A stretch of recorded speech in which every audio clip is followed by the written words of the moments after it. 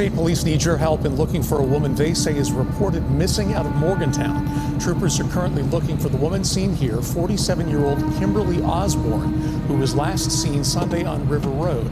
She is described as standing 5 feet 2 inches tall and weighing 120 pounds.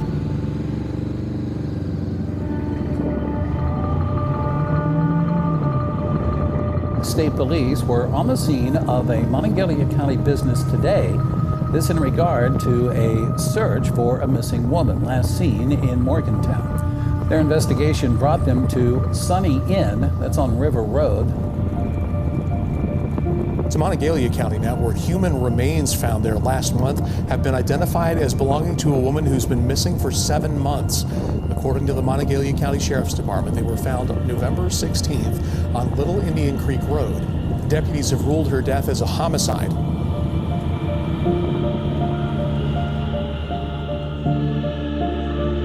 On Friday, 51-year-old Joseph Nevera of Morgantown was arrested and charged with first-degree murder in the death of Kimberly Osborne.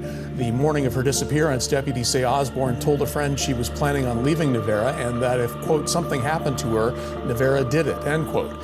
Deputies say Osborne also told people that Nevera showed her an open grave near his property and had threatened to kill her. Osborne's remains were found last month in a shallow grave off of Little Indian Creek Road, about 2 miles from Nevera's home.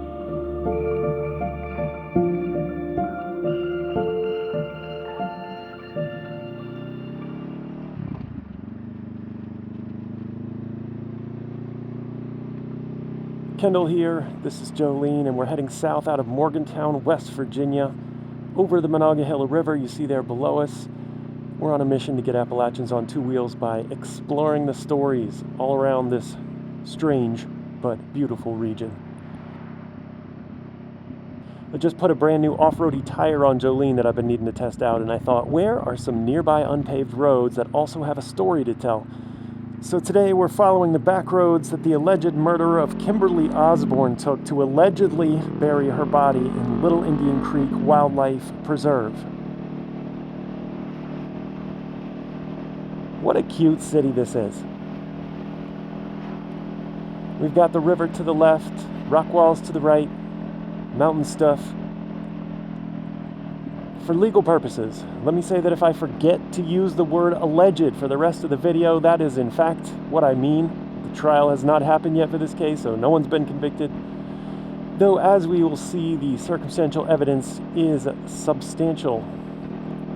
Before we hit the off-road section of Little Indian Creek, we're heading up the side of this ridge and then back through the hills towards Sunny Inn. Not just because that's the area where Kimberly's cell phone last pinged and where state police executed a search warrant, but because it was owned, and as far as I know still is owned, by Joseph Nevera, her alleged murderer.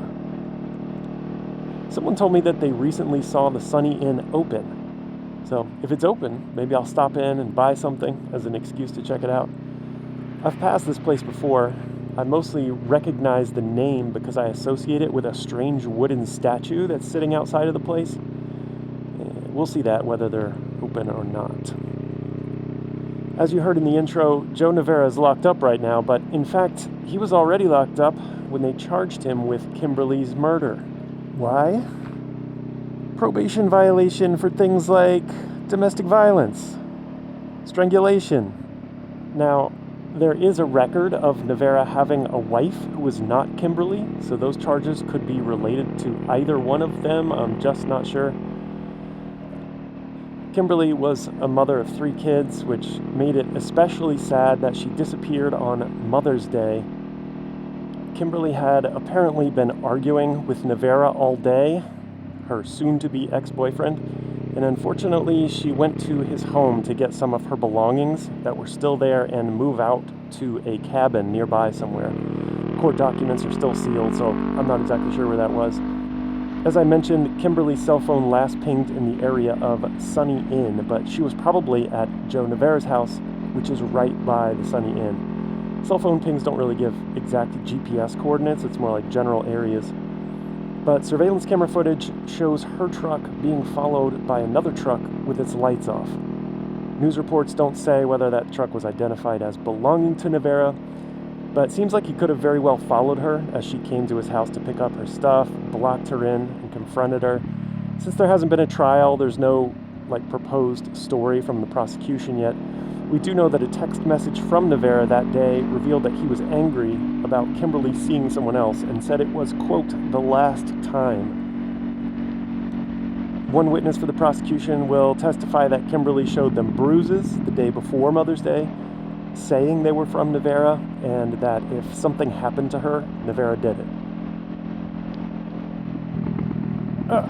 Shitty bridge joints here. Probably got another one on the other side. Yeah. A separate witness who saw a fight between the two the same day says that they heard Nevera threaten to kill her by strangling her. And a month before all this happened, Kimberly allegedly told multiple people that Nevera threatened her by showing her an open grave and said that if something happened to her, Nevera was responsible. So if all that is true, and if the witnesses are willing to testify to it at a trial, that is an awful lot of circumstantial evidence. So first we're going to head back to the weird little business Nevera owned, and then we'll fly by his house nearby, and then it's time to hit the back roads of Little Indian Creek Wildlife Management Area. Obviously there's not going to be much back there, which is why Nevera buried her out there. No pavement either, which is part of the reason I chose this story today. That could be just slightly more challenging, or if there's steep hills and ruts and larger rocks, I might even take a spill. That sign says prepare to stop, but it doesn't say why.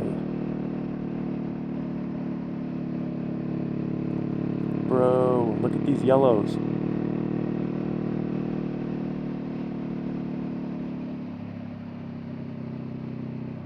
Oh shit, that's it right there. Should have listened to the sign. Got caught up in fall colors. I'll just pull a U-turn down here and cut the video.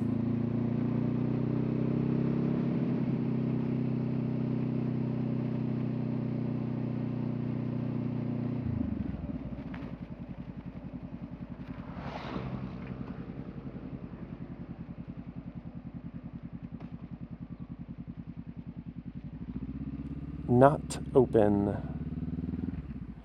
So usually when I think of an inn, I think of like a hotel or a motel. This must just have a few things for sale.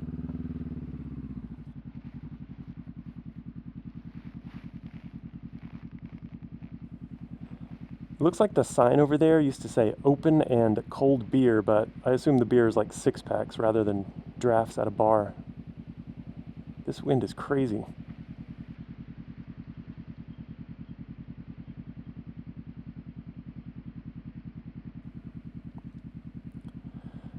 Oh, you got to see this wooden mountaineer statue I mentioned.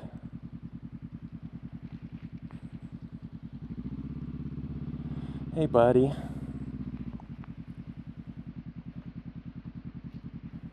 I'm going to remount this camera somewhere safer for off-roading, glance at a map, and we'll head out to where Kimberly was found.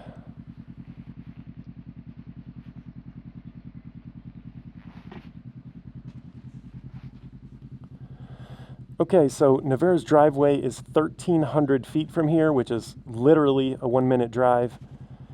Beyond that, it's exactly 2 miles till we turn onto unpaved roads to head back through Little Indian Creek.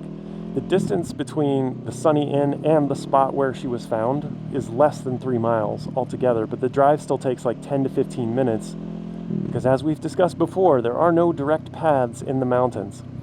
But also, I'm going to have to take my time off-road. This is the driveway up the hill to Nevera's house. That's probably where she died. And if Joseph Nevera did kill her, the rest of this trip is almost certainly the way her body was carried.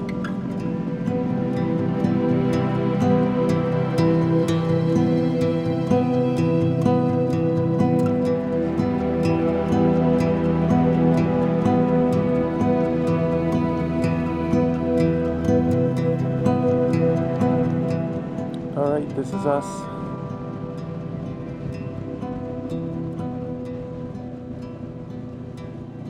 Immediately on the dirt, and this looks okay.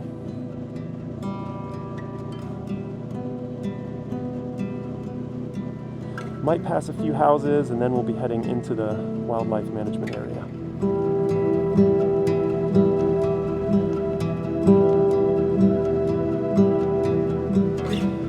Everything to my left is now the Little Indian Creek Wildlife Management Area. I'll map this later in editing with a red line where we are right now.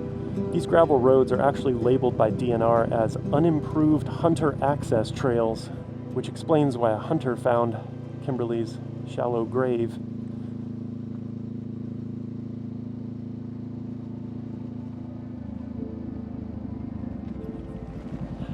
All right, we got a downhill with some larger rocks and ruts here. Most important thing on loose downhill is reduce speed, keep it constant. With more weight tilted towards the front wheel, you want to primarily use the front brake.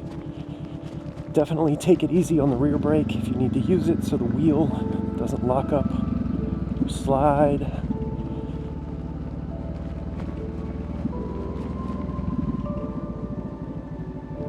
Stay out of these long ruts.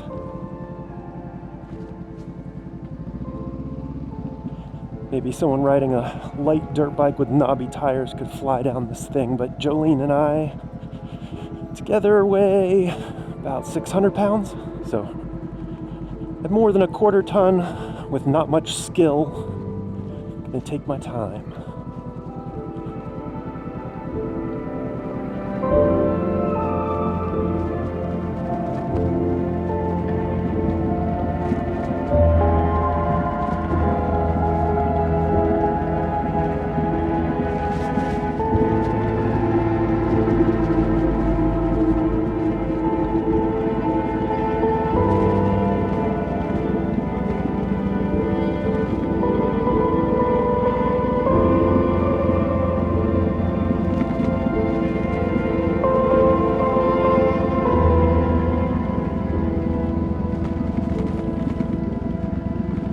This road we're coming up to has a sign marking Little Indian Creek. And police said it was also the closest intersection to the spot where Kimberly was discovered by a hunter.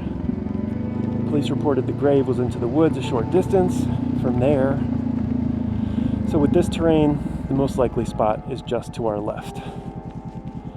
The trial of Joseph Nevera is taking place in February of 2026. I'm probably going to go watch for at least a couple days, just see what his defense attorney can possibly do with all this circumstantial evidence. If there's any interesting updates, I'll let you know. Going to cut the camera, get yourself a motorcycle, explore your world. You will be happy you did, even when you're following depressing stories through the backwoods of Appalachia. Take care.